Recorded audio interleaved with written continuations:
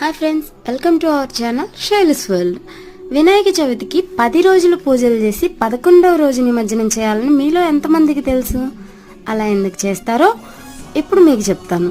వేదవ్యాసుడు వినాయకుడికి మహాభారతం చతుర్థి నాడే చెప్పడం మొదలుపెట్టారు. 10 రోజుల పాటు వేదవ్యాసుడు చెబుతూనే ఉన్నాడు, వినాయకుడు రాస్తూనే ఉన్నాడు. అలా 10 రోజులుగా రాస్తూనే ఉండడం వలన వినాయకుడి శరీరం వేడిగా మారింది. అది గమనించిన వేదవ్యాసుడు వినాయకుడిని దగ్గరలో ఉన్న నదీ తీరానికి తీసుకువెళ్లి స్నానం చేయిస్తారు. అలా చేయించడంతో వినాయకుడు చాలా సంతోషపడి వేదవ్యాసుడికి మరియు ప్రతి ఒక్కరికి ఒక వరం ఇస్తాడు. అదేంటంటే, ఎవరైతే నాకు 10 రోజులు పూజలు చేసి 11వ రోజు స్నానం చేయిస్తారో వారి జీవితంలో ఎటువంటి సమస్యలు వచ్చినా నేను వారికి తోడుగా ఉంటానని. ఈ వీడియో కనుక మీకు నచ్చితే గణపతి బప్పా మోరియా అని కామెంట్ చేయండి. Happy Vinayaka Chavithi friends.